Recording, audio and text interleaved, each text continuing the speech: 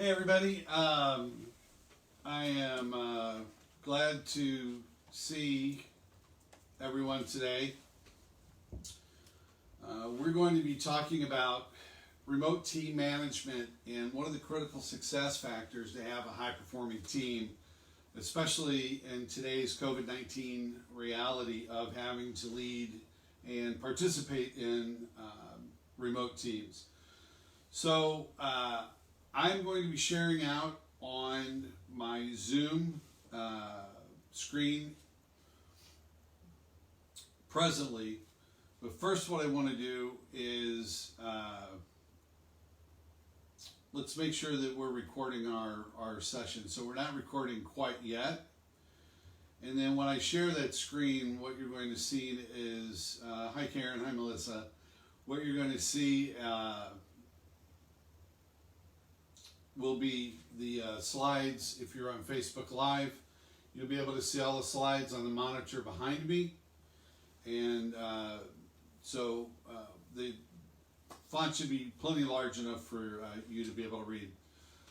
So we've got a few more people that are joining as we speak right now. But I'm going to go ahead and share out my PowerPoint screen.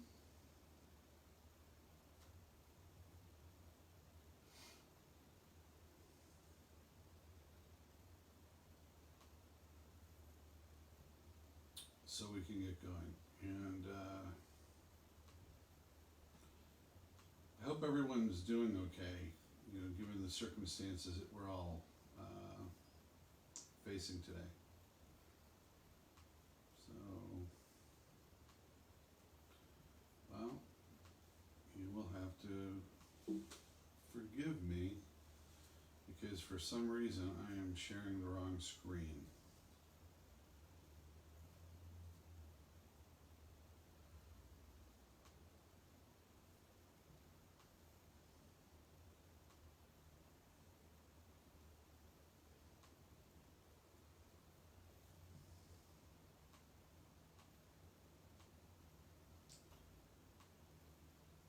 Apologies, everybody.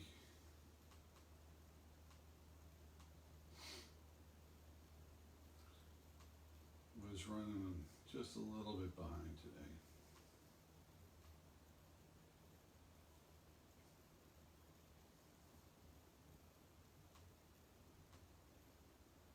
This was my leadership PowerPoint on general leadership skills, which was earlier. I think I just simply have too many windows open.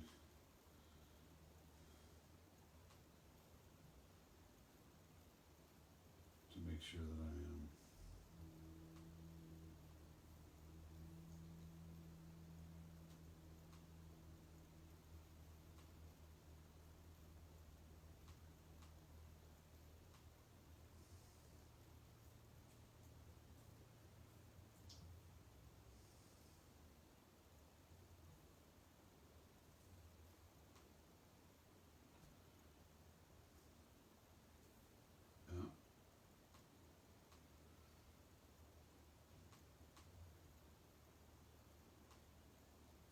Closed everything. Don't want to do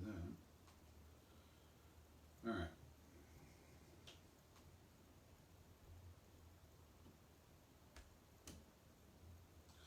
Hopefully you'll be able to see both of my screens. I don't really understand why the we are live though, at least on Zoom. I'm not sharing the correct screen behind me. I apologize. So we'll just get started and hopefully you can view it via Zoom. So, afternoon. Happy Thursday to everyone. This is Greg Bushman, and we're going to be talking about best practices for remote team management and conflict resolution. Knowing from our basics on our foundational presentation that we shared earlier in the week, we know that one of the critical success factors in remote team management is being able to resolve conflicts easily, appropriately, and have a plan for it. And so we're going to be talking about that because in remote teams, conflict management is far more important and also a little bit more complex, obviously, than when you're in office and you can observe people on a daily basis. So our agenda for this presentation today are introductions, conflict and controversy, a little bit about what they are and how they can be used, resolving conflict, conflict resolution tools, and pitfalls to avoid, and then a little Q&A if we have time. So again, on our introductions, hopefully by now during the series you are familiar with who I am. We've had people from Texas, Pennsylvania, Florida, several other states join our presentations, from plant managers to sales directors and directors of divisions, to people in the school district who are now working remotely and are faced with this new reality. A little bit about me as well. I am studying and writing my dissertation for my PhD in leadership. My concentration is on innovation and change, and in particular creative problem solving and organization development, which 100% plays into the conflict resolution that we're going to talk about, and team dynamics, how to build high-performing teams. So, talking about conflict and controversy, since this is something that John Stuart Mills, he's a phenomenal and a great philosopher, and much of our belief system in America today in regards to politics and business are due to his writings. Matter of fact, he is the one who generally gives the individual person a voice and discusses specifically controversy and conflict and how to resolve it. And his statement is, since the general or prevailing opinion on any subject is rarely or never the whole truth, it is only by the collision of adverse opinion that the remainder of the truth has any chance of being supplied. And this kind of goes along with what we discussed on our part one of this series, is that conflict and controversy can be a great thing to, if you know how to manage it, to propel your team on to becoming a highly successful performing team. And we're going to discuss some of the ways that you can do that. Because if a little backtrack, let's remember, right, there's 4 stages of team development. There's the forming stage in which you apply team roles. There's the storming stage, which is where the first set of conflicts and controversy and how you make decisions really get tested. Most teams do not make it past the second stage, at least successfully. Most of the teams, if they make it past the storming stage, still have baggage left over, and we want to get rid of the baggage that can be left over from that storming stage by using some of the tools I'm going to show you today, and also making sure that we learn our team's personalities, so that anyone that has a tendency to be passive-aggressive or more introverted isn't able to secretly, or not even intentionally secretly, but accidentally take some of that baggage with them. As we definitely will talk about that. Conflict and controversy, right? So controversy is the overarching umbrella that creative problem solving, conflict, decision making, all of those things fall underneath, because controversy is simply just people that have different ideas that need to come to a conclusion. Conflict, however, right, the controversy can be defined as the conflict that arises when one person's ideas, information, conclusions, theories, or opinions are incompatible with those of another person. But here's the kicker, and the two seek to reach an agreement. If your team members and you as a leader are not all on the same table, I guess, at the same table, and desiring to seek an agreement, then what you have is more than just controversy or conflict. That is a much more serious situation, and that would be something that we would discuss in a different webinar in regards to how to coach a dissenting employee back into the team fold. And so that has a little bit more to do with employee coaching. What we're going to be talking about is taking the standpoint that your team wants to succeed, that your teammates want to work together, and as a leader, that's what you desire as well. So conflict and controversy. Unresolved conflict is like a flat tire. It doesn't take a genius to fix it, but if it's left alone, it'll drain the energy, your team's energy, and it'll leave you stuck in a rut. Throw up a couple photos, so hopefully you kind of correlate exactly what it looks like when your team is, one, all rusted out and stuck in a rut, can't get where they go, or the team simply won't work together. You've got the tools and everything that you need to do to change the tire, but there are some times when your team members might just not want to resolve the problem. And again, that is a coaching opportunity for you as a leader, and maybe later on we can do a session on employee coaching in regards to conflict and controversy. I think that sounds like that'd probably be a good thing to do. However, if you resolve conflict and your team learns how to resolve conflict, there's some great benefits. It's a great source of team energy. It helps create team cohesion. If you've ever read the book or heard of the books, Chicken Soup for the Soul, that entire series of books was written around the psychological factor and the psychological truth that people who go through difficult situations, trials and tribulations, build a bond, a psychological bond, a relationship that comes from working through that situation. This is why you hear people that, for instance, in the one big hotel, there's a big attack in India on one of the main hotels. It was a terrorist attack maybe 10, 15 years ago. And the staff got together, stuck together, and helped many of the people that were staying at the hotel survive. Most of those people, matter of fact, they made a movie out of it that came out like 2 years ago.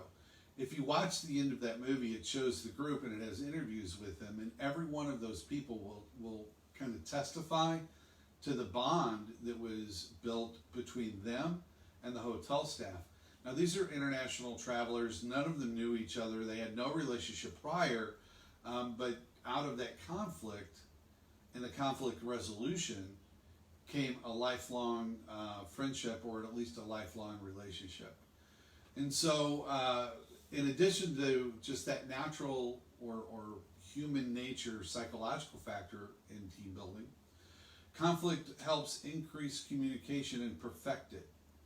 It helps foster collaboration. It helps enable better decision making, which we're certainly going to discuss that. And that decision making in remote teams is a second critical success factor, which we're also going to have a part 3, a follow-up after this. That's going to be another one of our drill down sessions. And then finally, it simply helps build team high performance.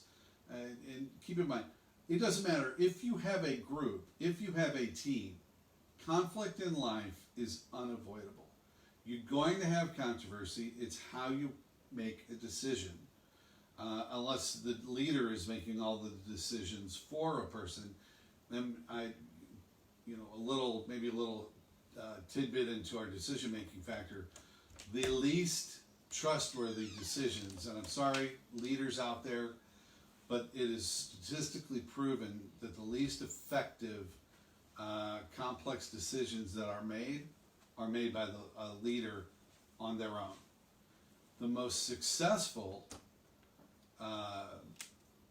decisions that are made are actually made by team consensus.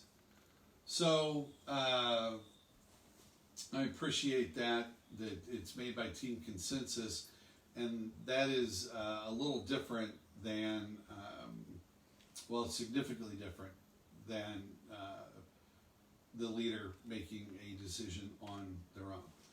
But that's for next week. So, resolving conflict and controversy. When you get into a controversy or a conflict with your group, especially in decision making, one of the things that is important to realize is that excuse me. One of the things that's important to realize is that like in this picture, if you can see the picture well, hopefully. We had a theme of auto racing, flat tires. In our previous slide, we had the team getting together, changing slides, going on to be a high-performing team. And this is what an Indy pit car crew looks like. It's crazy. It's like a bunch of guys and women running around like bees in a hive. But there's an order to it, and that order is created by the leader. It is the leader's responsibility to create order out of chaos. So we're going to discuss some tools that will help you do that. When you are solving conflict and controversy, it innately, just by its nature, has an element of chaos. So you have to use some tools. We're going to talk about creative problem solving tools. We're going to talk about how you've got to be deliberate and purposeful with your discussions. How remote team leaders have to be proactive. You just can't sweep these things under the rug and hope that they're going to go away. And one of the things that we were talking about, making decisions by consensus. Consensus means that everyone comes to agreement that it's the best direction, or the decision is the best direction to go in. If you have some dissenters who say yes, but secretly on the inside are saying no, that's going to come back to bite you later on. And we're going to discuss that. So some tools to help bring chaos into order is the first off, you've got to have and understand why you're doing this. Why is it important to handle conflict and controversy well? And that's because there are some outcomes, and some incredibly positive outcomes. If you handle controversy and conflict well, your productivity goes up. Creativity is released within your group, which drives innovation and out-of-the-box thinking. Everyone gets involved in tasks, or what's called task involvement, so all of your team can be involved. You don't have any laggards or people who are on the fringes. I'd even like to do a poll. How many of us have ever felt like you're on the fringe of a group? Handling conflict and good decision making will help bring everyone and get them involved. It also spurs interpersonal attraction, which is what we discussed in regards to the Chicken Soup for the Soul series. And then for the psychological health, solving problems is actually psychologically helpful. Now, if you email me at the end, there are a couple of books that I use, and I don't know if I mentioned, I also teach negotiation at the undergraduate level in the local university. And in that class, there are a couple of books that I like. One is on crucial confrontations. And the book helps people who are not used to having a voice to stand up for themselves, and people who have too much of a voice, back off a little bit and understand how to handle confrontations respectfully and properly. And in that book, it's literally called, you can go to Amazon and just look up the book Crucial Confrontations, or I will post something in our shared team folder on how to get that book from Amazon. But I highly recommend it because it also is effective for remote team management. Again, it's called Crucial Confrontations. And I don't get any royalties. It's actually used in the Wharton School of Business, and as I said in the past, I use a lot of Harvard Business School material, and I also use Wharton's Business School, which is another world-class business school material. And that book in particular is one of the ones they use in their negotiation and problem solving skill class. So moving on from the psychological health aspect of understanding how to resolve problems in your life and in business, you need a framework to work with, and there are some specific tools that you can use. Now, these are really specific to business, and particularly I wanted to cover some tools for you as a leader so you can first evaluate yourself, and then you can have your teammates do them or your team members do them, and it will give you an understanding of how they will approach problem solving in general. So in regards to our tools, one, you got to have a framework. Two, you have formal and informal processes depending on the severity of the situation. We'll talk about leadership and team member orientation, creative problem and conflict resolution skills, and then some creative thinking characteristics. And those conflict resolution skills are more of an evaluation of how creative a person is and in what areas they're creative. So it will allow yourself as a leader and to evaluate yourself, your strengths and weaknesses, but it will also allow you to understand which one of your teammates is going to be better or less than better at creative problem solving and conflict resolution. So our process framework for simple conflict resolution looks like this. There's a process of controversy and conflict resolution. Organize information and make your conclusions. This is when you're getting ready to, or as a leader, you're telling your team, okay, we've got to make a decision. There's a conflict or controversy on what we need to do or what direction we need to go on, and there might be 4 or 5 or 10 people involved in this decision. Or it could literally be a conflict just between 2 people who don't agree on your team.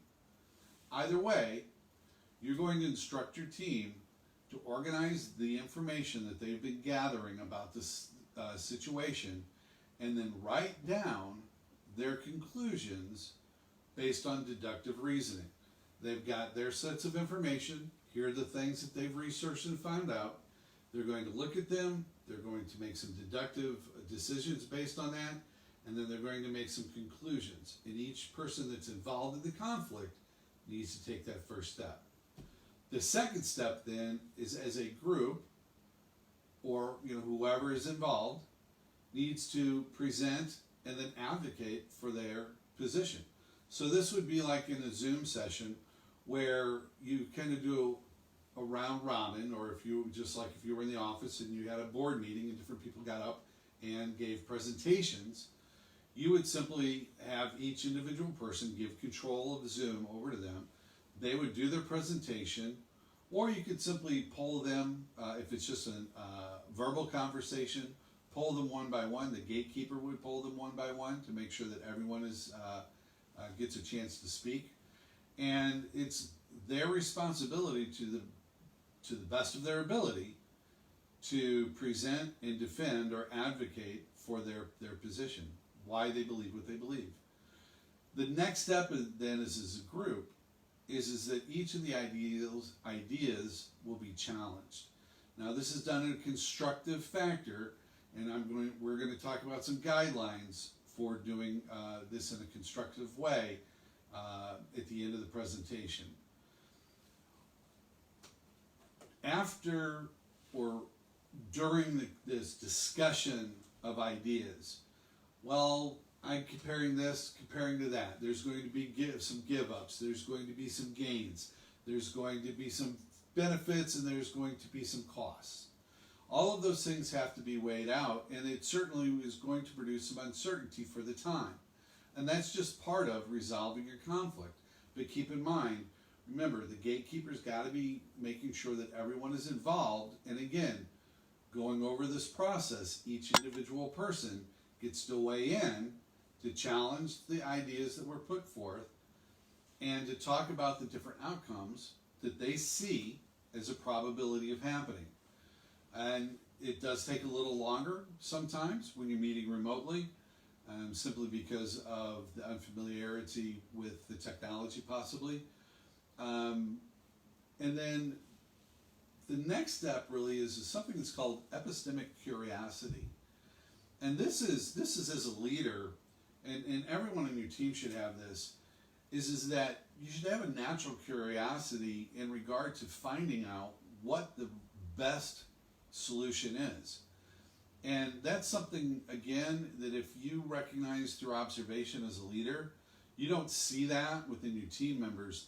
This, again, is a coaching opportunity. And again, we can do a session on coaching your employees so that you coach them in a way to help them and let them know that you've realized that they might not necessarily be as attentive or maybe plugged in to the team as they should be. They're not showing the curiosity that you would expect someone who is highly interested and involved and has something at stake in regard to the team's decision and how whether or not the decisions that are being made are quality or not. And that opens up another coaching opportunity. So if that's something you observe, that they just don't have this curiosity like they should, then that's something you've got to proactively address. And you can see it on the video. You during your team meetings and you're watching someone on video.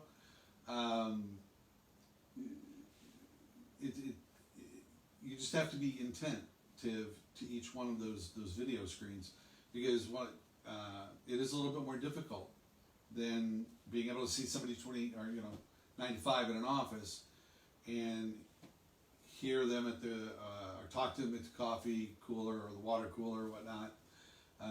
Your opportunity to judge their attentiveness and their levels of engagement are going to be through that computer screen. And most of the time it's pretty easy to tell. So just be cognizant that while you're giving the presentation, you also must be looking at each of the individual video boxes as well. So don't hide those. Matter of fact, I highly recommend what a friend of mine has done. He was so desperate to be able to practice some of these procedures, and he literally went in, defied the office regulations not to go in, went in and grabbed his 3 monitors from his desk at work, brought them home and set them up at home, so that when you set up a multi-monitor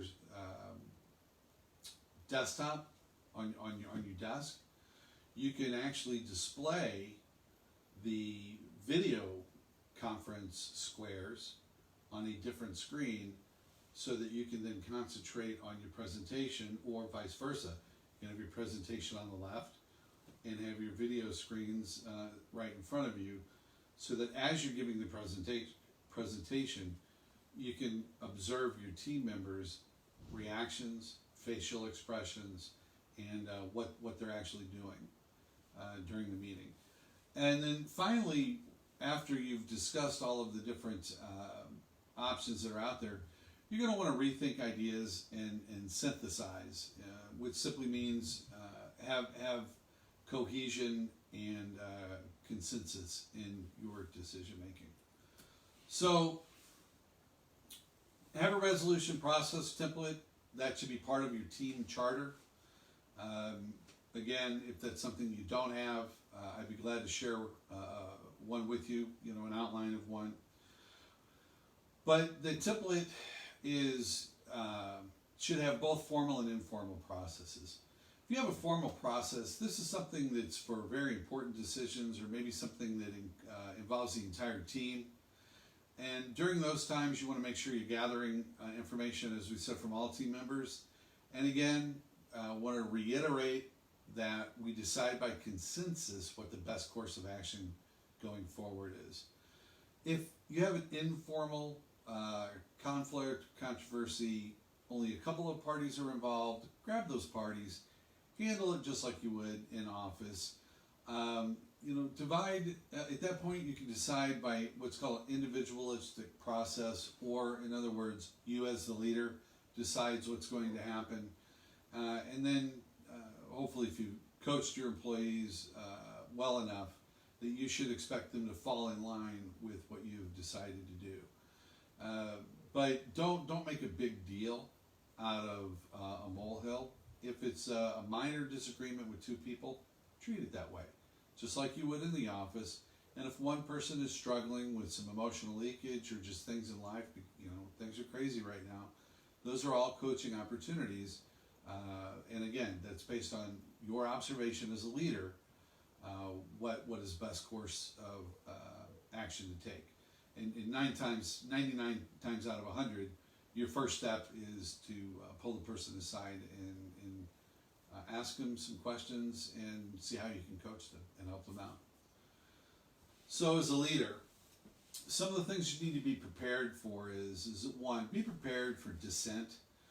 Dissent is normal. It's normal in in-office teams. It's incredibly normal in remote teams. Typically when you're dealing with remote teams, your personalities that you're managing or leading are fairly strong. And dissent is simply that someone doesn't agree with the rest of the team. So you might have 10 team members and 8 all agree and 2 dissent. It's like on the Supreme Court. We have a set of Supreme Court judges, and the majority rules, and the rest of them give a dissenting opinion. And that simply state why they dissent. And that's okay. When you have 2 people, and I actually really like that example, because when you have people who dissent on your team, you need to give them a voice. One of the worst things as a leader that you can do is to shut your team down and make them feel like they don't have a voice. It's actually one of the top 6 reasons high-performing people, and people in general, leave businesses. And the old saying is, most people don't quit a job, they quit their manager, right? And that's very true. And so us as leaders, we need to make sure that we're being cognizant that we just don't brush off our team members who maybe don't agree with the direction that we're going in, because chances are, if it goes long enough, we will lose them. And if we don't lose them to another company, we will certainly lose their best efforts, because they will just check out. They will not be engaged. Matter of fact, one of the statistics I found out when I was writing my book, I think you think we think differently. Leadership skills for millennials and Gen X or Gen Z is that disengaged workers are costing American corporations between $550 and $630 billion. Now that's before COVID-19. Can you imagine? It's just crazy what's happening today. And one of those reasons they disengage is because they dissent, there's conflict or there's controversy, and their leader acts as a manager. A leader is proactive and leads that employee back into the fold. A manager simply manages the fact that they have a couple or more dissenters on the team and don't do anything about it, and therefore lead to mediocre performances. You've got to balance inquiry with advocacy. So this is one of those things, just in nature, just as a natural human being, there are going to be people on our team that we click with more than others. We have to be incredibly careful. This is kind of like, a parent. You have to be incredibly careful as a parent not to show your children like a particular one, favoritism. Same thing in the business world, and it's incredibly important in remote teams because you have limited access to your teams. You've got to make sure that although you're an inquiry, you're asking questions and you're facilitating, this problem-solving situation, that you're not advocating for a particular person or a particular idea unknowingly. And I would ask your conscience on your team to keep you accountable to that. So whoever's playing the role of the conscious can help keep you accountable so that you're not showing bias towards one of your team members or a particular idea. That leads to our next point, describe the situation in a neutral way. It disarms everyone. It disarms anger. People that are angry, don't ever say, well, you, or point fingers. Describe it in a neutral way without emotion. Here are the facts. Here's the situation that we're in. It's factual. There's no blame being shown to anyone. Here's just the situation that we're in, the facts that surround it, that I see from my point of view. Now, what I would like you to do, Karen, Maureen, JC, Bob, is to share what you see without emotion. Just share the facts, share what you've observed, and share your opinion. But keep your emotions out of the conversation. Emotional leakage is what causes teams to blow up and not be able to make it past the storming stage. And if you've ever watched any show where, let's say, a ship, one of the ancient sailing ships, like Pirates of the Caribbean style, right? And they get into a big storm, right? Those shipmates have to come together and each perform their own duties without attacking each other and without emotional leakage. Same thing in the business environment. We've got to do the same thing. We need to have let's rally around each other attitude as opposed to let's tear each other down attitude. So when you're sharing your observations and your opinions, make sure to communicate the thoughts that are behind your opinion.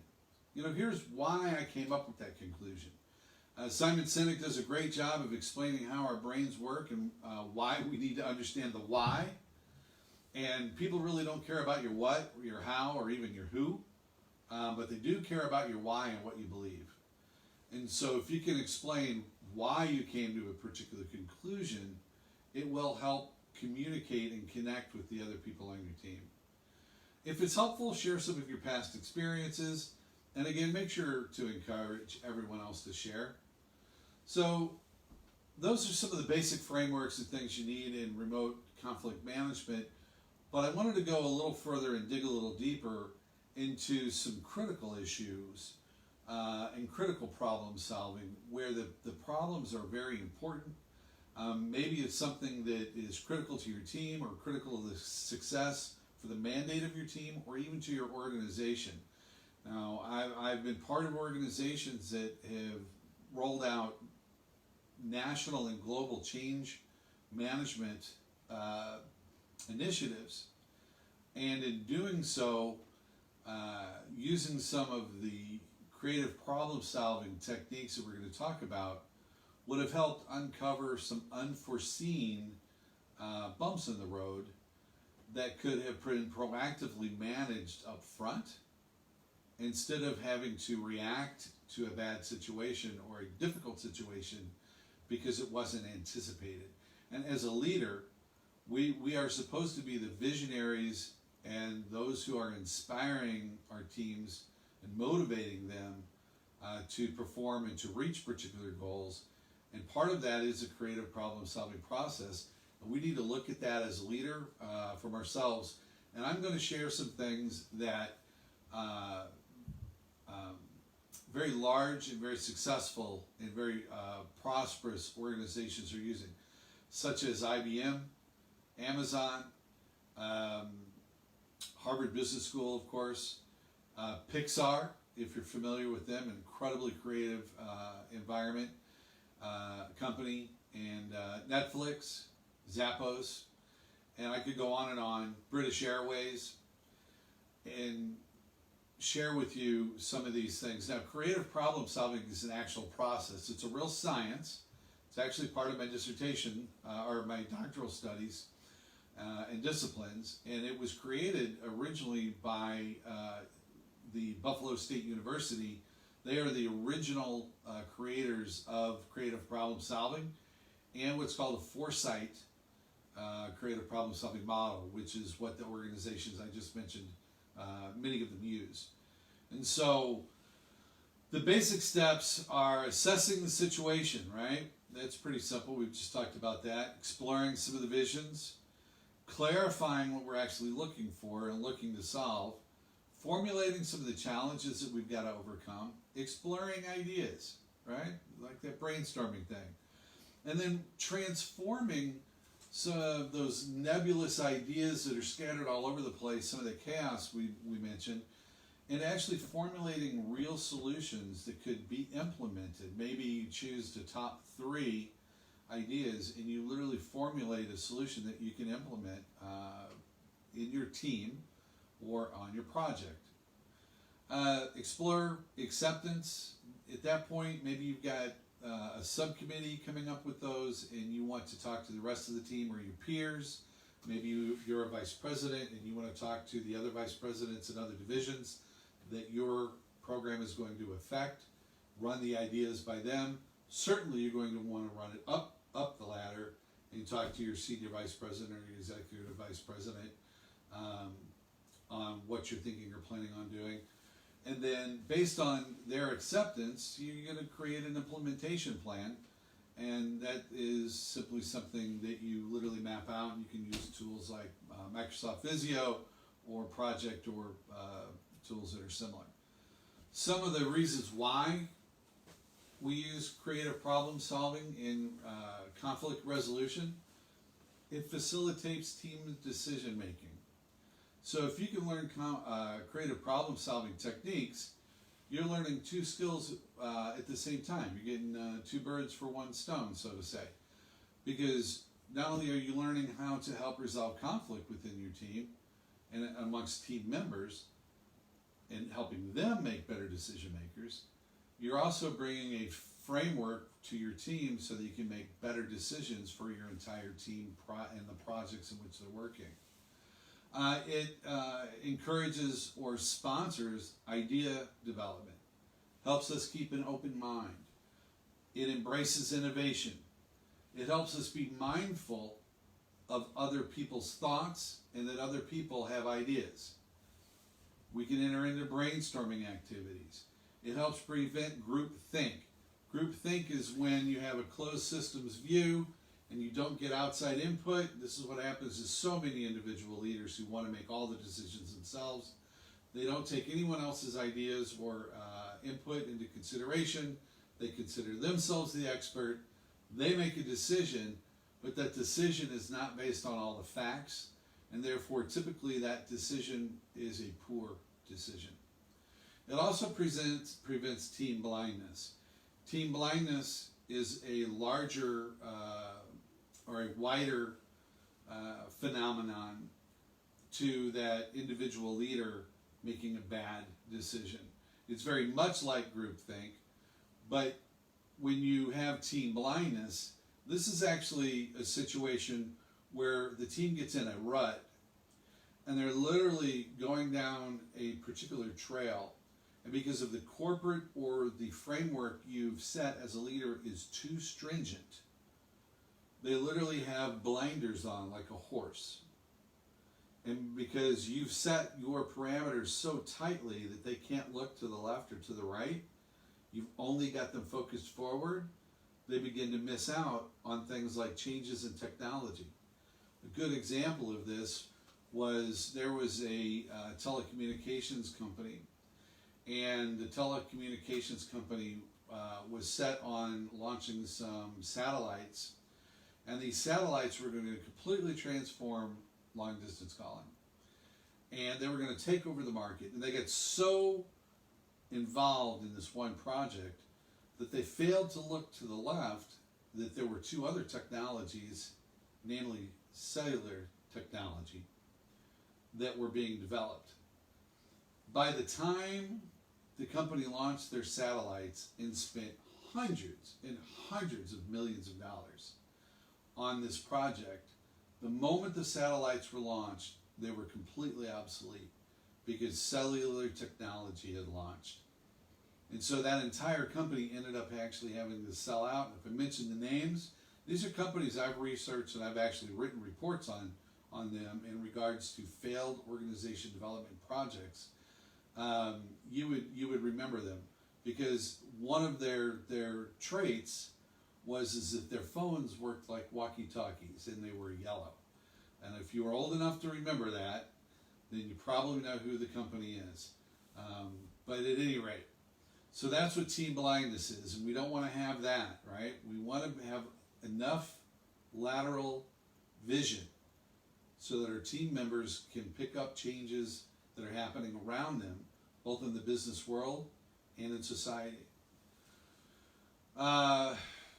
CPS breaks down barriers between team members, and obviously it helps solve problems as a team. So here's some tools. This is one of the best ones that I know of. It's Bowman's Leadership Framework Orientation. All leaders typically have a way of viewing or seeing what they do, their organization, and as their team. Then they act that way towards them. And it's typically structural, political, human resource oriented, or symbolic. Now the best thing you can do is take the test. It will give you your orientation in regard to the framework that you lead by. I highly recommend getting the book, Reframing Organizations. That's why it's there. I have read the book. I have realized I have taken all of these same things. And it's not bad to be strong in one. But what it will do is it will show you where you're strong in one. It will show you your orientation, and it will show you the three that you need to incorporate so that you can be a well-rounded leader and truly become great. So I've provided, when we share out the presentation, I've provided the web link to that. The photograph or the graphics also web link. Just click on it and it will take you right to the self-test. It's free. Isn't that awesome? It's free. The next tool is for you and your team. And this is one that you can use not only to assess your own level of creativity, because let's face it, not everyone is creative as the next person. However, when you enter into creative problem solving methodologies, you will find that creativity is something that you can coach out of or coach your employees into. Creativity, every human being is creative. By nature, we are creative beings. Some of us have simply learned and expressed that better than others.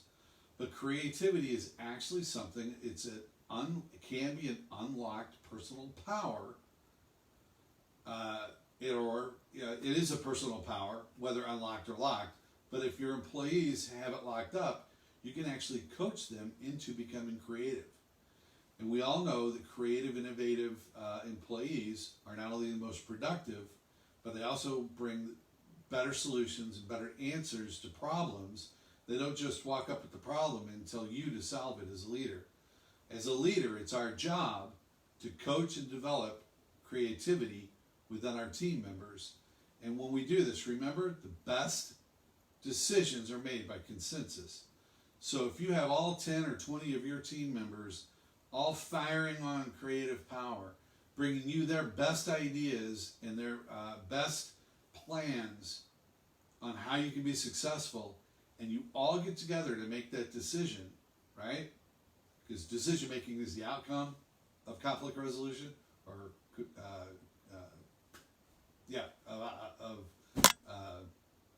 conflict resolution. You're going to get the best quality decisions. What do the best quality decisions get you? High-performing teams, meeting your company goals, and exceeding goals. So that's what we want. So this test for creativity has 8 different aspects. Abstraction, that's how well we think of like abstract. How well we connect things together, how well we can connect the dots.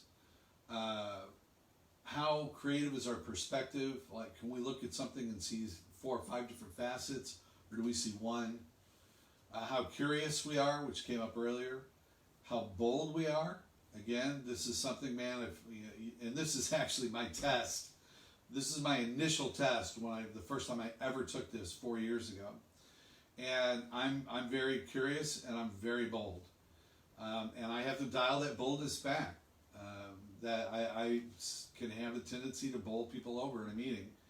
And people that have been on my teams will know that. And that person who plays the conscience on your team, right, needs to keep those people that are bold throttled a little bit. Hey, Greg, you need to throttle it back a little bit. Or Becky, you need to throttle it up a little bit, right? Because you don't score they're not scoring high enough on boldness. Paradox, how well you can actually solve something that seems paradoxical, especially when you have kind of a yin-yang or a dialectic situation where you have to give up one thing for another and you've got to try to balance that out. That is a 100% great creative skill to have. How well you can work through complex problems, and what is your persistence level. And so I'm just looking at mine, and this is what you would do as well. And the test will actually give you definitions for these things, and there is a book that goes along with this as well. And so on the perspective piece, this is something that really surprised me, because I used to kind of prize myself on the fact that I was able to accept and look at different perspectives of people and ideas.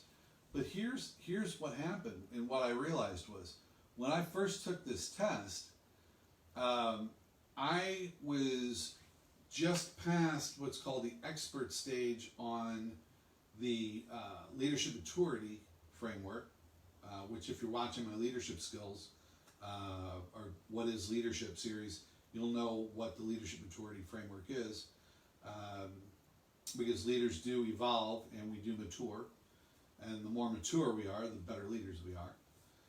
But and I was in what's called the achiever mode, and because I was an expert in my field, but I'm a team builder, therefore I was an achiever and had great success, I didn't necessarily value other people's perspectives as much as I should. And I will tell you right now that there was a vice president, a marketplace vice president here in Florida, for which I dotted line worked with, and this is something I believe that he was trying to show me, 6 years ago, and at that time I didn't understand it because I didn't know what it was. And then once I began to understand how leaders mature, where my creativity and my personality is, I'm like, man, that's what he was pointing towards as my number one weakness as a leader. And I was a regional manager. I mean, I was part of a team who had a $40 million division. And so I had a lot of responsibility, and we had a lot of success. I mean, we grew that business dramatically over 5 years. And I think I had a compounded annual growth rate of about 60%. It's incredibly high when the industry was 10, 12%. But I still had the weakness as a leader. So this is an example of how you can use that tool.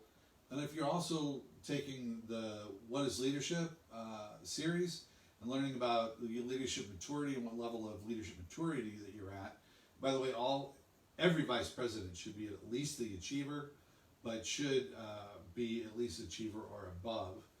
And grow yourself and help yourself become a better leader.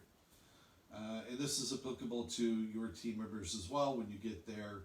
And this is also a free test, by the way. Woo-hoo, free is always good. Touchdown, right?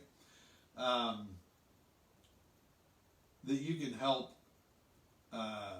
your team understand where their weaknesses and their strengths are, and then help coach them to their strengths. Now, what makes me feel good about this is even 4 years ago or so when I took this test, the typical score is a 63. I was at 82. So just keep that in mind. If your folks score lower, if you can actually, when you get the presentation, if you can see it on my screen, the dotted line is actually what's the typical worker is, or your typical team member. So, don't fault them if they fall in a little lower than that average line, and certainly don't fault them if they fall below you. It is unreasonable to expect them to fall above you since you are the leader. So the last creative tool that I wanted to talk about was the Foresight Creative Model. And this is something that was created by Buffalo State University, and it is used all over the world by major organizations to evaluate which seat on the bus your team members should have. It is critical when you're creative problem solving, when you're coming to decisions, when you are seeking to resolve conflict within your team, because there are 5 different ways humans think in regard to creativity, problem solving, conflict resolution, that kind of thing.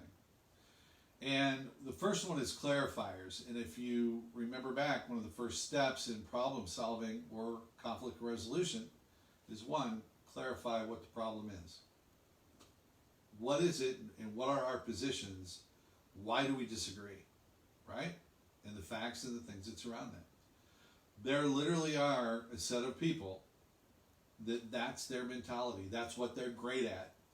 And if you have them take this assessment and they understand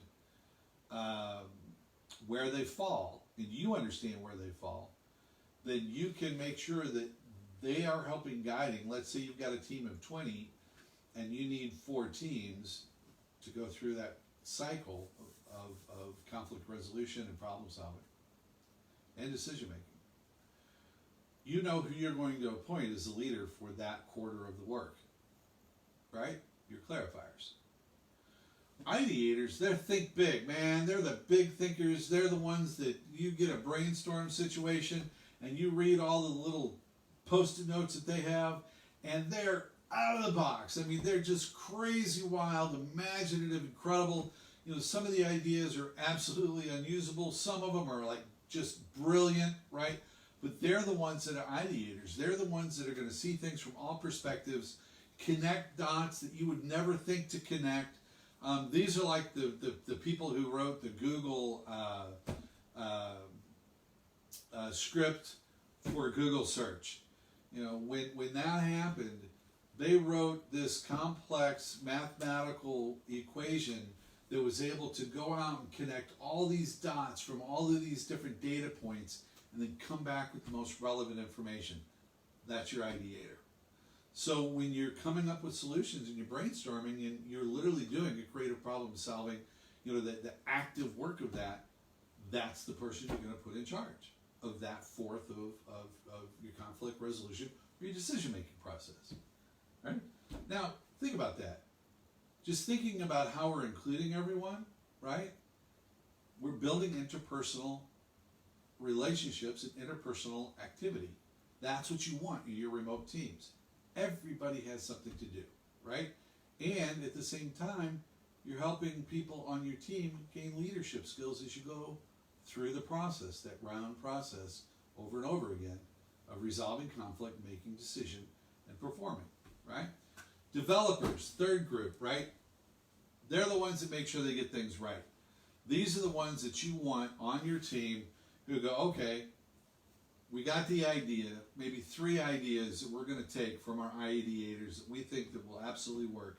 And they are the ones that are going to sit down and develop a plan or a software application or whatever it's got to be that dots all the T's and crosses all the I's to make sure that whatever you're presenting to your vice president, the senior vice president, or your peers is going to work and make sense. The fourth type are the implementers, and they're the ones that actually get the job done. You know, these are typically the ones that are on your team, if you're leading a multi-dimensional team, that are going into a customer's workplace, or if, like, let's say you're on a marketing team, they're the ones who are actually doing the product launches. They're rolling the program out, and it's their job to make sure that it's rolled out successfully. And yes, there are actually people that this is the 4 ways that most people think in regard to work and working in teams and working in remote teams. It's even that much more important in remote teams to know this. The integrator, finally, is someone who functions in all 4 areas equally. When I first took this test, I was an ideator. That's what I scored the highest on. I took this many, many years ago.